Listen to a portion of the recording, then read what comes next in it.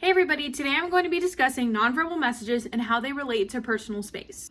Our book describes personal space as space that begins at our physical body and extends out 4 feet. These zones are typically reserved for friends, close acquaintances, as well as our significant others. I'm going to apply the concept of personal space to how we'll react when someone other than those listed before invade our personal space.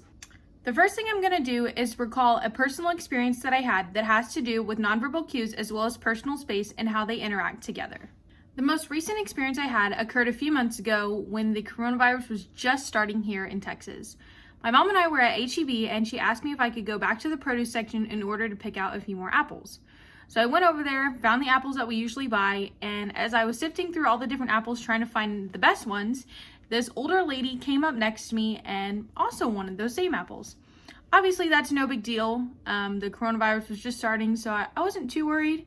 Until all of a sudden, she is right next to me. This lady I never met, never knew, never talked to, standing right next to me, sifting through the apples as well.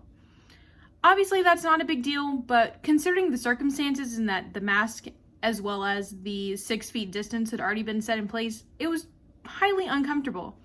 So as I'm standing there sifting through the apples, I give her this look like, hello, like I'm standing right here trying to look through the apples as well, and you're in my personal space, like you're literally right next to me. So I keep going and I'm looking, trying to find the good ones. Obviously everything had pretty much been picked over, so I was standing there and she did not pick up on the nonverbal cues that I sent her at all. She just kept standing there picking through the apples, and I finally just walked away and went back when she was done because I was like, I don't want to be standing next to you while I'm trying to pick out my apples and the coronavirus is going around. Like, I don't want to catch it. I don't want to bring it home to my grandma who's already really sick. So it was highly uncomfortable, and obviously the nonverbal cues didn't work. Now, in many circumstances they do. However, in this specific instance, they didn't. Now that I've discussed my experience, I'm going to go ahead and make a few inferences. The number one inference that I want to make is that by using nonverbal cues as opposed to verbal cues obviously made a huge difference.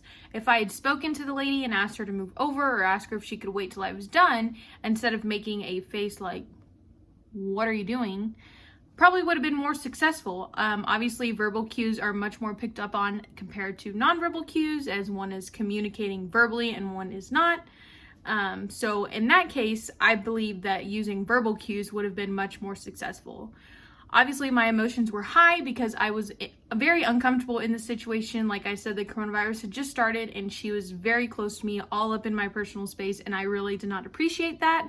Overall, though, what I have learned from this specific experience is that by using verbal cues instead of nonverbal cues, you probably would have gotten a lot better outcome compared to using the nonverbal cues and her obviously not picking up on them. So in this situation, obviously using the verbal cues would have been much more successful for me. Now that I've made these inferences, I'm going to go ahead and discuss how they can be transferred to other situations relating to the professional world.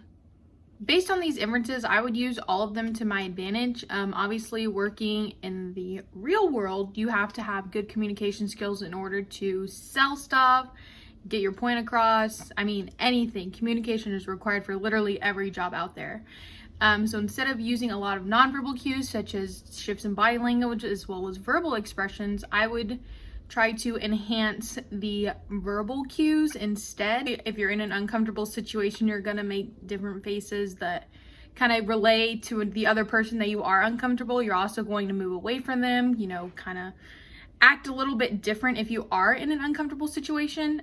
So of course, obviously the nonverbal cues are not gonna go away, but when it relates to your personal space, those tend to be the ones that are given off the most, are the nonverbal cues when you're in an uncomfortable situation and someone is in your personal space. I'd use these inferences in order to relay my messages better, as well as to communicate to others that I am uncomfortable. I do not appreciate them being in my personal space, in hopes that they will move and apply these nonverbal cues and I'm sending them in order to get out of the way. In conclusion, it's easy to see how personal space as well as nonverbal cues are related. One thing we can gain from looking at this experience in a new way is figuring out how we're better able to react in a situation.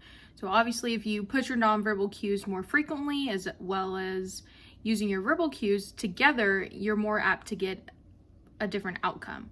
So if you're pushing your nonverbal skills, such as making a big reaction when somebody's in your personal space, as well as using verbal cues in order to signal to them that they are in your personal space, you're more likely to be successful in the outcome that you want.